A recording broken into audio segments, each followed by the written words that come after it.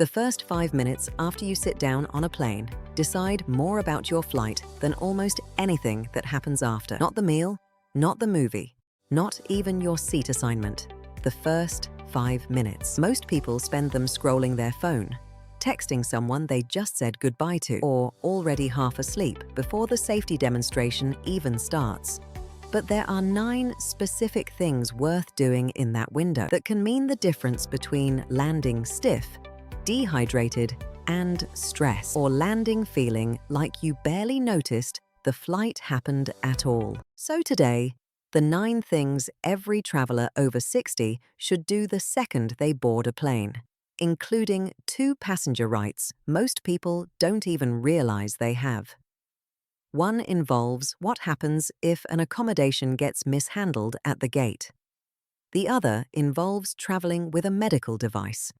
Both are federal law, and we'll get to exactly how to use them. None of it requires status, an upgrade, or spending anything.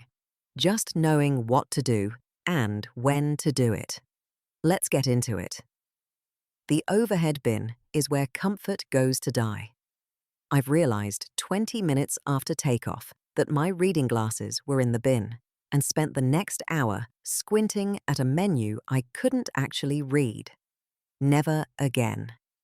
The second you sit down, before you get comfortable, pull out anything you'll want in the next few hours. Medication, reading glasses, a water bottle, a light layer, your headphones, and keep it in the seat pocket or under the seat in front of you, not stuffed overhead. Here's why the timing matters. Once the seatbelt sign is on for takeoff, you legally can't get up, and once the drink cart's in the aisle, you physically can't reach the overhead bin, even if the sign's off. That short window, right when you sit down, is often your only reliable chance for the first hour or more. A simple way to make this automatic: pack a small pouch with just the handful of things you'll actually want mid-flight, separate from your main carry-on. No digging, no decisions. You just pull the one pouch out and everything else stays exactly where it is. I almost never board a plane without a full water bottle anymore. Cabin air is remarkably dry. The humidity level in a pressurized cabin can drop into the same range you'd find in an actual desert, sometimes under 20%. And that dryness starts working on you from the moment the doors close, not once you've reached cruising altitude. Most people wait for the drink cart to come around, which on a lot of flights doesn't happen for 20 or 30 minutes after takeoff, sometimes longer on a full flight. 2 ways to get ahead of it. First, bring an empty water bottle through security and fill it at a fountain once you're past the checkpoint, so you're already hydrated before you even board. Second, once you're in your seat, you can simply ask a flight attendant for a cup of water while they're still walking the aisle, helping people find their seats. Most will happily bring you one before the safety demonstration even starts. No need to wait for official cart service.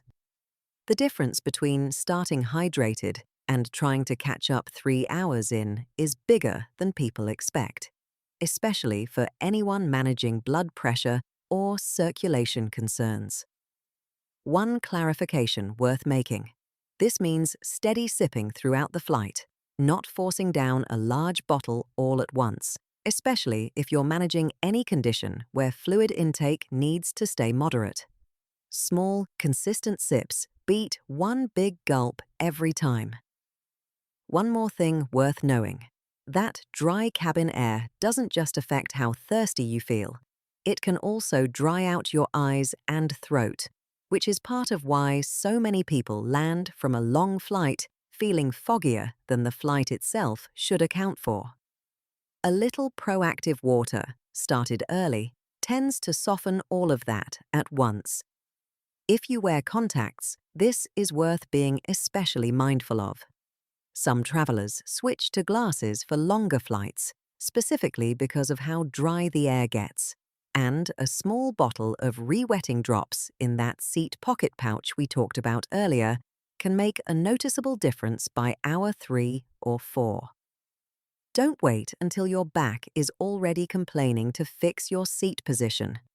The moment you sit down, adjust the headrest so it's actually supporting your neck and not just sitting behind your shoulders. And if you brought a small lumbar pillow, a rolled-up jacket, or even just a hand towel, place it now, not 2 hours in, once the discomfort has already set in and the seat's basically fixed in place around you for the rest of the flight. It's a small physical habit, but it's the difference between prevention and damage control. Once your lower back has been unsupported for 2 or 3 hours, no amount of shifting around in a cramped seat is going to fully undo it. Do it in the first 60 seconds, and you're solving a problem before it exists, instead of fighting one that's already started. If you don't have a travel pillow on hand, even the small airline-provided pillow, folded in half and tucked at the small of your back, does more than most people expect. It's not about buying the perfect gadget. It's about giving your lower back something to lean into before it has a reason to start complaining. One quick safety note. Get this set up once you're seated and the seatbelt sign allows it. This is about positioning support, not reclining your seat during taxi, takeoff, or landing when your seat needs to stay upright. Quick heads up before we keep going. A couple tips from now. I'm going to walk you through 2 passenger rights most people over 60 have genuinely never heard of. One of them could change how an airline handles a problem if something goes wrong at the gate, worth sticking around for. But first, 2 more quick ones. Sitting still for long stretches slows circulation, and that risk starts building from the moment you sit down, not just after the 2-hour mark that most people have heard warnings about. The circulation clock doesn't start 2 hours into the flight. It starts the moment you stop moving. Start simple ankle pumps and toe raises while you're still boarding and taxiing, before the flight has even technically begun. Point your toes forward, then flex them back toward your knees 10 to 15 times. It looks like nothing from the outside, and it takes maybe 20 seconds. And it's fine to do seated, seatbelt on, anytime the sign is illuminated. Set a reminder on your phone to repeat it roughly every 30 minutes for the length of the flight. It's a genuinely tiny habit, but it's far easier to keep blood moving from the start than to try to fix swelling or stiffness once it's already crept in around hour 3. And if you're on an aisle seat, there's no reason to stay glued to it the whole flight either. A short walk to the back of the plane once every hour or so, even just to stand for a minute near the galley, does more for circulation than staying perfectly still out of politeness.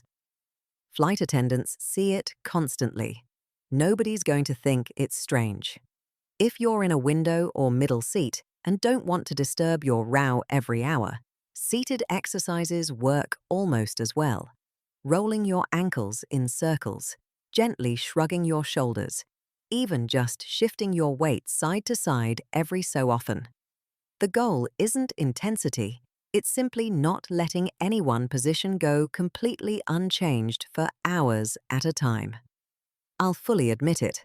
I've asked for a blanket before boarding was even finished, and I have no shame about it. Small thing, but it genuinely adds up.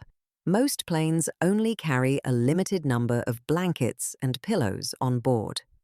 On some aircraft, barely enough for a third of the cabin.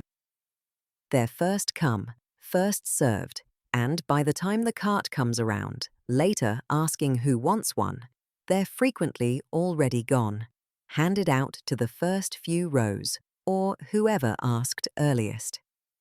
Ask for one the moment you sit down, while the flight attendants are still walking the aisle, helping people get settled for boarding. Not after takeoff, once everyone else on the plane has already had the exact same idea you just had. It costs nothing, takes 5 seconds, and it's the kind of tip that only works if you know to do it before the flight technically starts. This applies double on international or red-eye flights, where the cabin temperature tends to drop noticeably once the lights go down for the night portion of the flight. Grabbing a blanket early means you're not waking up an hour later, cold, trying to flag down a flight attendant in a dim cabin while everyone around you is asleep. Okay, this next one, almost nobody over 60 knows this exists, and it can genuinely change how a flight goes for you if you have a disability, a mobility limitation, or you requested an accommodation, a wheelchair, extra time boarding, help stowing a mobility device, and it wasn't handled the way it should have been. You don't just have to accept whatever the gate agent or flight attendant tells you in the moment. By federal law, every airline is required to have a complaints resolution official, or CRO, available at every single airport it serves, either in person or by phone, during all operating hours. A CRO isn't just a regular customer service representative having a bad day with limited authority. They have the actual power to overrule other airline staff and resolve the issue on the spot on behalf of the airline, right there at the gate. If this is new to you, and for most people it is, tap like and subscribe, because the next tip is just as surprising and just as useful. Here's exactly how to use it. You can ask for the CRO by name, at no cost to you, either at the gate or over the phone. If they agree that a rule was violated, you're entitled to a written explanation of exactly what the airline is going to do about it. And if you're still not satisfied after that, you have the right to escalate the complaint directly to the Department of Transportation. Think about a common scenario. You requested wheelchair assistance ahead of time. It wasn't there when you landed, and the gate agent just shrugs and says, "There's nothing they can do." That's exactly the moment to ask for a CRO. A regular gate agent might genuinely not have the authority to fix it, but a CRO does, and they're required to be reachable, even if it means a phone call while you wait. Keep this phrase in your back pocket for your next flight, because it genuinely works. I'd like to speak with a CRO. Most gate agents will know exactly what you mean, and knowing the phrase alone puts you in a completely different position than just hoping someone helps you. It's the difference between being told, "That's just how it is," and actually getting the accommodation you were owed in the first place. Here's the second one most people don't know. If you use a portable oxygen concentrator, federal law requires airlines to let you bring and use an FAA-approved one on board during every phase of flight, as long as the device meets FAA acceptance criteria, carries the right label, and you've followed the airline's advance notice procedure. This isn't a courtesy some airlines offer and others skip. It's federal law, the same across every US carrier. But it does come with a few conditions worth knowing before you fly. Those conditions, in plain terms: the device has to be FAA approved and carry a label showing it meets the acceptance criteria. Most concentrators sold in the US today already qualify. You need to notify your airline ahead of time, following their documented procedure. Not just show up and mention it at the gate. And you'll want enough battery power to cover about 1.5 times your total expected travel time, in case of a delay or a longer-than-planned layover. Meet those conditions, and the right to bring it on board and operate it at your seat for the entire flight isn't something you have to request and hope gets approved. It's already yours, the same way it's already every other passenger's right to bring a carry-on bag. One more detail worth knowing. Your portable oxygen concentrator doesn't count against your carry-on limit. It's treated as an assistive device, the same category as a wheelchair or a cane, not as a bag. If a gate agent ever tries to tell you it counts toward your allowance, that's simply not correct. And it's worth knowing that before you're standing at the gate trying to sort it out under pressure. Those two, the CRO and your oxygen device rights, are the kind of thing that's easy to forget about until you actually need it. So it's worth saving this video or writing the phrases down somewhere you'll actually find them later. The rest of what's left are smaller, everyday details, but they're the ones that quietly decide whether a flight feels smooth or just a little more frazzled than it needed to be. Wi-Fi on most flights is patchy at best, and trying to stream a show for the first time mid-flight usually means watching a loading circle more than the actual show. Before you board, or the moment you sit down, and before the cabin gets busy, download a couple of shows, a podcast, or an audiobook to your device directly, and switch it to airplane mode right away, so it's not draining battery hunting for a signal it's not going to find at 35,000 feet. You'll thank yourself 2 or 3 hours in, when the person next to you is staring at a spinning wheel, and you're already halfway through something you actually wanted to watch. It's also worth downloading a couple of things you can listen to with your eyes closed, not just things you have to watch. An audiobook or a podcast is a lot easier on tired eyes toward the end of a long flight than another few hours of screen time, especially if you're already dealing with the dry cabin air we talked about earlier. This one sounds small until you're the one sprinting through a terminal because you didn't plan for it. Take 30 seconds while you're still boarding, before the aisle gets crowded, to notice where the nearest restroom is relative to your seat and think through how you want to handle deplaning at the other end. Whether you'd rather wait calmly for the aisle to clear or ask a flight attendant about early deplaning assistance if you've got a tight connection. Deciding this now, while things are calm, beats trying to figure it out on the fly later, once 200 people are standing up at the same time, reaching for bags overhead, and the aisle is essentially frozen. A little planning at the start saves you a stressful scramble at the end. If you do have a tight connection, mention it to a flight attendant early in the flight, not after landing. A lot of crews will make an announcement asking passengers to let anyone with a short connection window step off first. But that only happens if the crew actually knows to say it, which means someone has to tell them. Today's tips help make the flight itself more comfortable. The only thing they can't protect you from is what happens after you land. A medical emergency abroad can run into the tens of thousands out of pocket if your regular health insurance doesn't travel with you.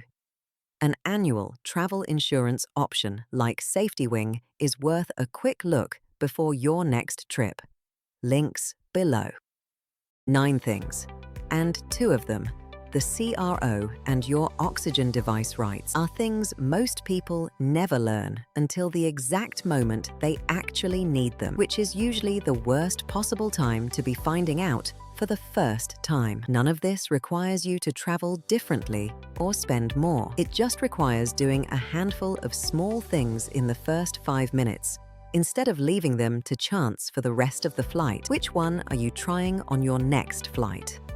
Tell me in the comments. I read every single one of them. If this helped, subscribe so you don't miss what's next. Safe travels, and I'll see you in the next video.